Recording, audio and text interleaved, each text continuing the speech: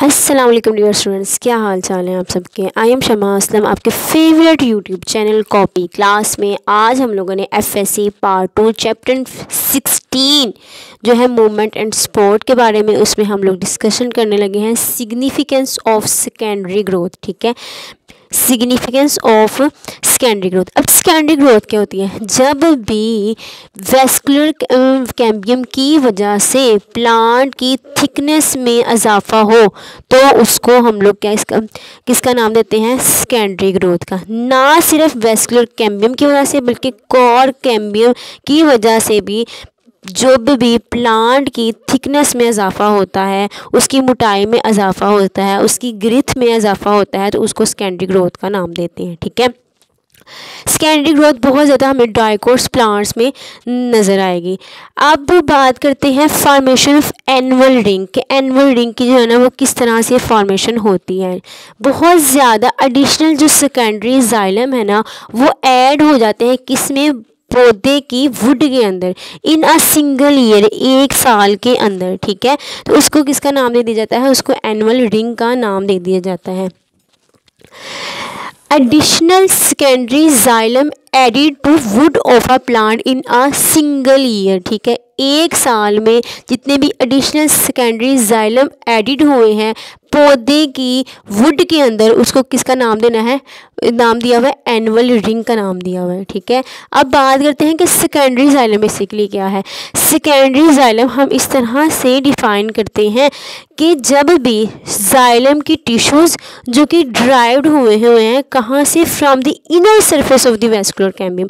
जब भी vascular cambium की इनर सरफेस से जाइलम के टिश्यू ड्राइव्ड हुए हैं तो उसको हम लोग सेकेंडरी जाइलम का नाम देते हैं। ठीक है, दोबारा से रिपीट करती हूँ कि एनुअल रिंग बेसिकली क्या है। ये क्या है? जब भी एडिशनल सेकेंडरी जाइलम ने एडिड होना है किस में? To the wood of the plant, plant की वुड के अंदर कितनी ड्यूरेशन में? इन अ सिंगल ईयर, एक साल की ड्यूरेशन में, तो उसको एनुअल रिंग का नाम दिया हुआ है। ठीक है, सेकेंडरी जाइलम ने क्या करना है? इस काजेस करनी है most of the increase in stem thickness. अब इसने क्या करना है? स्टेम की मोटाई में इजाफा करना है।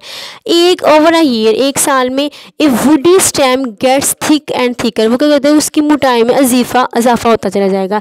अब ये क्यों हुआ जी? This is due to the fact, ये क्यों हुआ जी? इसकी हकीकत क्या है जी? वेस्कुलर कैम्बियम ने क्या किया है? प्रोड्यूस किए हैं, पैदा किए हैं तहों के ऊपर तह, लेयर्स अपॉन लेयर, किसकी? सेकेंडरी जाइलम की। ठीक है, सेकेंडरी जाइलम की क्या हुई है? लेयर्स प्रोड्यूस हुई हैं। किसने प्रोड्यूस की हैं? वेस्कुलर कैम्बियम ने प्रोड्यूस की हैं। अब वेस्कुलर हमारे पास कैम्बियम क्या है जी? वेस्कुलर कैम्बियम की हम लोगों ने बात की थी तो हम लोगों ने इसको इस तरह से डिफाइन किया था कि जब भी सिलेंडर्स हैं किसके? एक्टिवली डिवाइडिंग सेल्स के सिलेंडर्स हैं किन किन के दरमियान? बिटवीन प्राइमरी जाइलम और प्राइमरी फ्लोएम के दरमियान, तो उसको हम लोग वेस्कुलर कैम्बियम का नाम देते हैं। A cylinder of actively dividing cells between primary xylem and primary phloem is called vascular cambium. ठीक है, अब हम इस टॉपिक की तरफ आते हैं। कहते हैं एक साल में, over a year a woody stem gets thick and thicker. This is due to the fact vascular cambium produce layer upon layer of secondary xylem. अब दीज लेयर्स, ये जो होती हैं, ये तहें, ये विजिबल होती हैं, नजर आती हैं किस फॉर्म में? एज रिंग की फॉर्म में। ठीक है, ये हमने बात की थी फॉर्मेशन ऑफ एनुअल रिंग के। एनुअल रिंग की फॉर्मेशन किस तरह से होती है, तो हम लोगों ने कहा कि सेकेंडरी जाइलम ने की एडिशन होनी है किसमें? प्लांट की वुड के अंदर, कितनी ड्यूरेशन में? एक सिंगल ईयर में। क्लियर है ये चीज़? अब बात करते हैं डिटर्मिनेशन ऑफ एज की। Determination of age, one growth ring, जैसे ही एक ग्रोथ रिंग की फॉर्मेशन होनी है कितनी ड्यूरेशन में? एक साल के अंदर। तो जितनी ज़्यादा रिंग्स होगी वो इस बात की इंडिकेशन करेगी कि इतने साल पुराना ये दरख्त है, इतने साल पुराना इसकी जो है ना वो साख्त है, या फिर इसकी निशानदेही की जाती है इसके बारे में। ठीक है, one growth ring is formed in 1 year. A count of rings at base of trunk indicate करती है, इस बात की निशानदेही करती हैं एज ऑफ द ट्री, कि दरख्त की उम्र कितनी है, एज कितनी है, at the time it was cut, जब वो कट होता है। ठीक है, डिटर्मिनेशन ऑफ एज हो गई, ठीक है। अब हम बात करते हैं सैप वुड की। सैप वुड बेसिकली नाम से शो हो रहा है कि लिक्विड की कंडक्शन होनी है, ठीक है। बहुत ज़्यादा पौधों में जिनके अंदर सेकेंडरी ग्रोथ हो रही है तो उनमें क्या होता है जी, आउटर बाहर वाला functional part of secondary xylem का, सेकेंडरी जाइलम का जो आउटर फंक्शनल पार्ट है उसने क्या, उसमें किसके साथ है, सेकेंडरी ग्रोथ के साथ है। In plant with secondary growth the outer functional part of secondary xylem, ये इसको डिफाइन करे हैं, सैपवुड को डिफाइन करे हैं। बेसिकली ये क्या है, ये एक्टिव पोर्शन है जिसके अंदर बहुत ज़्यादा कंडक्शन हो रही है सब्सटेंसेस की और डिजोल्व सब्सटेंसेस की, ठीक है, वाटर की और डिजोल्व सब्सटेंसेस। बहुत ज़्यादा ट्रीज जिनमें क्या हो रही है, कंडक्शन ऑफ वाटर हो रही है और डिजोल्व सब्सटेंसेस किसके ज़रिए, बाय सेकेंडरी ग्रोथ के ज़रिए उनको लिमिटेड कर दिया जाता है। क्या कर दिया जाता है, उनको महदूद कर दिया जाता है टू आउटर और younger portion of the tissue, तो जो बिल्कुल अभी ग्रोइंग स्टेज में होते हैं ना, यंगर पोर्शन, उसके साथ क्या होता है, मुस्ली कर दिया जाता है, उसको लिमिटेड कर दिया जाता है, उसको महदूद की जाता है। जैसे जैसे एज ट्रीज ग्रो ओल्डर, जैसे जैसे जो है ना दरख्त पुराना होता जाता है तो ओनली फ्यू एनुअल रिंग्स, सिर्फ और सिर्फ चंद जो एनुअल रिंग्स होती हैं वही एक्टिव होती हैं। किसके लिए एक्टिव होती हैं, कि वो कंडक्शन ना सिर्फ पानी की कर सके बल्कि बहुत ज़्यादा डिजोल्व सब्सटेंसेस भी कर सके एट वन टाइम, एक ही टाइम के अंदर। तो उस एक्टिव पोर्शन को किसका नाम दे दिया जाता है, सैप वुड का, ठीक है। वो पोर्शन जिसके अंदर कंडक्शन ऑफ वाटर होती है और ना सिर्फ कंडक्शन ऑफ वाटर होती है बल्कि डिजोल्व सब्सटेंसेस भी होते हैं, तो उसको किसका नाम दे दिया जाता है, सैप वुड का नाम दे दिया जाता है, ठीक है। और जैसे जैसे with the passage of time वो जो वो पार्ट जो होता है वो पुराना होता जाता है, तो नेक्स्ट जो होता है ना, जो यंगर पोर्शन है उस तक महदूद कर दिया जाता है, किसको, कंडक्शन ऑफ वाटर को और डिजोल्व सब्सटेंसेस को। अब नेक्स्ट बात करते हैं हार्टवुड के बारे में। ये हार्टवुड क्या है जी, heartwood inner non functional non conducting part किसका है, सेकेंडरी जाइलम का है, ठीक है। अब हार्डवुड नॉन कंडक्टिंग पार्ट है किसका, सेकेंडरी जाइलम का, जबकि जो सैपवुड है वो आउटर फंक्शनल पार्ट है किसका, सेकेंडरी जाइलम का। Inner non functional non conducting part of secondary xylem is called hardwood. बहुत ज़्यादा स्पीशीज़ है जिनके अंदर हार्डवुड क्या होती है, स्टोर करती है वैरायटी ऑफ कंपाउंड्स। क्या करती है हार्डवुड, क्या करती है, स्टोर करती है वैरायटी ऑफ कंपाउंड्स। अब उन कंपाउंड्स में कौन कौन सी चीज़ें आ जाती हैं, जैसा कि हमारे पास अकॉर्डिंग टू सिलेबस लिखा हुआ है, रीजन्स है, ऑयल है, गम्स है, टाइनिन्स है। ये जो केमिकल्स होते हैं ये क्या करते हैं, ये प्रोवाइड करते हैं, मुहैया करते हैं, रेजिस्टेंस करते हैं, मुज़ाहमत करते हैं टू डिके, तोड़फोड़ से और इंसेक्ट के अटैक से क्या करते हैं, बचाते हैं किसको, दरख्त को, ठीक है। अगर हम लोग इन हार्डवुड के जो पौधों की अगर एग्जाम्पल लें तो उसमें रेड साइडर आ जाता है और बहुत ज़्यादा कॉनिफर्स आ जाते हैं। कॉनिफर्स कौन क्या है जी, कौन जो बना प्रोड्यूसिंग प्लांट्स हैं उनको हम कॉनिफर्स का नाम दे देते हैं, ठीक है। क्लियर है ये चीज़ कि इनका क्या बेसिकली काम है, जो कंपाउंड स्टोर हुए होते हैं हार्डवुड के अंदर, तो उन्होंने क्या करना होता है, उन्होंने इंसेक्ट के अटैक से बचाना होता है किसको, दरख्त को, ठीक है, प्लांट को।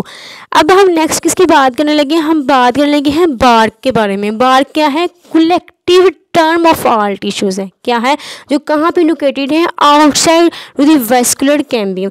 Collective term of all tissues, सारे के सारे टिश्यूज़ की क्या है, एक कलेक्टिव टर्म है जो कहाँ पे मौजूद है, outside vascular cambium. Vascular cambium के आउटसाइड में मौजूद है, किस किस में, स्टेम में और रूट के अंदर। कहाँ मौजूद है, in stem and root. Collective term of all tissue lying outside vascular cambium in stem and root. Clear है ये चीज़। अब बात करते हैं कॉर्क कैम्बियम के बारे में। मेरिस्टेम विच बिलो एपिडर्मिस, वो ग्रोइंग टिश्यूज़ जो कि कहाँ मौजूद है, बिल्कुल एपिडर्मिस के नीचे मौजूद है, उसको कॉर्क कैम्बियम का नाम देते हैं। इट्स सेल, इसके जो सेल होते हैं वो डिवाइड करते हैं क्या बनाने के लिए, टू फॉर्म कॉर्क सेल बनाने के लिए, ठीक है। It's cells divide to form cork cell. Epidermis के सेल्स हैं वो डिवाइड करते हैं, डिवीजन के नतीजे में क्या बनाते हैं, ये कॉर्क सेल की फॉर्मेशन करते हैं, ठीक है। अब एपिडर्मिस के पास क्या मौजूद है, इसके पास कॉर्क सेल्स हैं जो किसके साथ इम्प्रेग्नेटेड है, स्यूबेरिन के साथ इम्प्रेग्नेटेड हैं, ठीक है। स्यूबेरिन बेसिकली क्या है, ये है लिक्विड मटेरियल है, ठीक है। अब कॉर्क जो है ना वो डेड हो जाएगी और जो वाटर प्रूफ हो जाएगी with the passage of time, ठीक है। मतलब कि वाटर प्रूफ का मतलब है इसमें से पानी नहीं गुजरेगा, ये डेड हो जाएगी, नॉन लिविंग हो जाएगी। क्लियर है ये चीज़। अब हम बात करते हैं किसकी, फॉर्मेशन ऑफ कैलस की। फॉर्मेशन ऑफ कैलस कैसे होते हैं जान, ये देखिए हम लेंगे यहाँ पे कॉर्क कैम्बियम के बारे में पढ़ा। ना सिर्फ कॉर्क कैम्बियम का काम जो ना सबसे ज़्यादा जो इम्पोर्टेंट फंक्शन वो ये प्रोवाइड करता है कैलस की फॉर्मेशन की, ना सिर्फ कैलस की फॉर्मेशन बल्कि वुड की टिश्यूज़ की टाइप में भी ये बड़ा अहम किरदार अदा करता है, ठीक है। Another important function of cambium is callus और वुड टिश्यूज़ ऑन और या ओवर दी वाउंड, या फिर वाउंड के अंदर या फिर वाउंड के ऊपर क्या हो रही होती है, कैलस की फॉर्मेशन हो रही होती है या फिर वुड टिश्यूज़ की फॉर्मेशन हो रही होती है। बहुत ज़्यादा सॉफ्ट पैरेन्काइमेटिक टिश्यूज़ रैपिडली फॉर्म्ड हो रहे होते हैं। कहाँ पे रैपिडली फॉर्म हो रहे होते हैं, ऑन और या below the damage surface, damage surface के नीचे या उसके बिल्कुल नीचे, ऑफ स्टेम और या रूट और स्टेम के जो डैमेज सरफेस के बिल्कुल नीचे या फिर ऊपर किसकी फॉर्मेशन हो रही होती है, सॉफ्ट पैरेन्काइमेटिक टिश्यूज़ की फॉर्मेशन हो रही होती है। क्लियर है ये चीज़ कि फॉर्मेशन ऑफ कैलस किस तरह से होती है। अब कैलस का फंक्शन क्या है जी, कैलस का काम क्या है, कैलस ने करना होता है यूनाइट करना होता है, इकट्ठा करना होता है किसको, ब्रांचेस को, किस ड्यूरेशन में, बडिंग के दौरान और ग्राफ्टिंग के दौरान इस तरह करनी होती है, इकट्ठा करना होता है किसको, ब्रांचेस को। क्लियर है ये चीज़। आज हम लोगों ने बात की सिग्निफिकेंस ऑफ सेकेंडरी ग्रोथ में, हम लोगों ने फॉर्मेशन ऑफ एनुअल रिंग की बात की कि एनुअल रिंग की कैसे फॉर्मेशन होती है, और एनुअल रिंग से हम लोग बेसिकली क्या जानते हैं, हाँ एनुअल रिंग अगर तो उसकी फॉर्मेशन हो जाती है तो हम उस ये बात जान सकते हैं कि ये दरख्त या ये प्लांट कितनी देर पुराना है, उसकी एज की डिटर्मिनेशन की जा सकती है। सैपवुड के बारे में जाना जो कि क्या है, बेसिकली एक्टिव पोर्शन है किसका, प्लांट का, और जो है non conducting part of secondary xylem और नॉन फंक्शनल इनर पार्ट वो है हमारे पास हार्टवुड, ठीक है। उसके बाद हम लोगों ने बार के बारे में पढ़ा। बार क्या थी, कलेक्टिव ये टर्म थी सारे के सारे टिश्यूज़ की जो कि कहाँ पे मौजूद होते हैं, outside to the vascular cambium, किसमें, स्टेम में और रूट में। इसको हमने बार का नाम दिया था। नेक्स्ट हम बात करते हैं बात की कॉर्क कैम्बियम के बारे में। कॉर्क कैम्बियम बेसिकली कहाँ होती है जी, ये बिल्कुल ये मेरिस्टेम है जो कि कहाँ मौजूद होती है, बिल्कुल एपिडर्मिस के नीचे मौजूद होती हैं। एपिडर्मिस के जो टिश्यूज़ होते हैं, जो सेल्स होते हैं वो डिवाइड करके कॉर्क सेल की फॉर्मेशन कर देते हैं, ठीक है। अब उसके बाद हम लोगों ने कॉर्क कैम्बियम का फंक्शन देखा, किस में देखा जी, कैलस की फॉर्मेशन में फंक्शन देखा, जिसमें हम लोगों ने बात की कि बहुत ज़्यादा जो पैरेन्काइमेटिक टिश्यूज़ होते हैं वो रैपिडली उनकी फॉर्मेशन हो रही होती है डैमेज सरफेस के नीचे या फिर ऊपर, ऑफ स्टेम के या रूट के, ठीक है। नेक्स्ट हमने बात की कि कैलस का फंक्शन क्या है। कैलस का फंक्शन हम लोगों ने ये देखा कि बहुत ज़्यादा जो ब्रांचेज़ है ना वो यूनाइट कर रही होती हैं किस ड्यूरेशन में, बडिंग और ग्राफ्टिंग के दौरान। अगर तो वीडियो अच्छी लगी हो तो ज़रूर लाइक कीजिएगा, सब्सक्राइब करें हमारे चैनल, बेल आइकन को दबाना मत भूलिएगा। दुआ में याद रखिएगा, अपना ख्याल रखिएगा। मिलते हैं नेक्स्ट वीडियो में। अल्लाह हाफिज़।